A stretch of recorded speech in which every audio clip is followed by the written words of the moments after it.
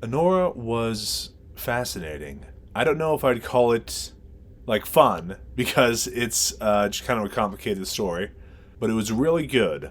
The way I define the success of a film, as I say, is what does it promise it's going to be about, and then how well does it deliver on what it promises. And this delivered the heck out of what it promised. Ivan, your parents are gonna kill you. I love my husband. You do not know this guy. We are consenting adults. If you think this is gonna be allowed, you're dead wrong. Do not touch me. You like Cinderella? Yes, Cinderella. We are married. They're gonna have to accept that. Doesn't matter about anything, okay?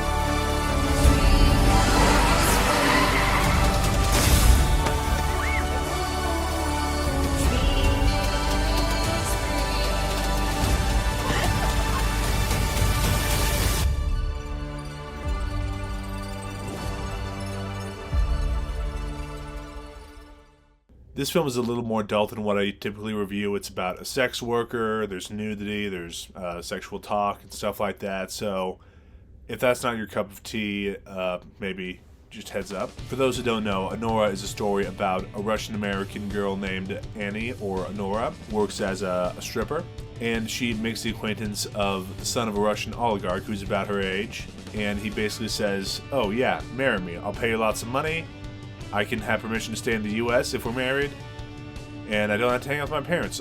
Also, I'm super rich. Look at the house and all the stuff I have. And so that's the first act, but then the second act is the rest of his family and people in his life actually show up and are like, what the heck, dude? And then this marriage that the boy has sold to Anora is gradually pulled away from her. So it's a drama, it's about sex work, it's about kind of the mercenary nature of some relationships, it's about how ultra-rich people can be kind of jerks, but it's also kind of comedic.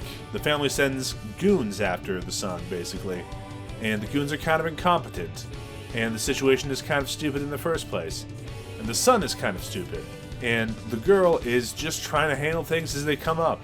And it turns into this kind of comedy of errors of people being like, what the heck is going on? And I found it very entertaining, but also kind of tragic, because at the end of the day, it's a story of a girl who doesn't have a ton of economic options being given the idea of, oh, here's stability, here's a chance to transform your options in life economically. And then slowly, over the course of most of the movie, having that dream taken away from her, and it's real sad. I've been seeing this film get a lot of Oscar buzz online. It's looking to get a good number of nominations and be well received and have a robust showing. And I think it deserves it. It's powerful, it's sad, it's also funny. It feels like a decent approximation of what that part of the world and that particular subculture might be like. And it has powerful moments where I'm like not 100% sure what I'm supposed to be feeling, but I'm definitely feeling and thinking a number of things. And I think a lot of people will be able to say, if they see it, oh yeah, those moments, or those two moments, or that one moment. I'm not sure what I was supposed to think there, but I definitely have a lot of thoughts.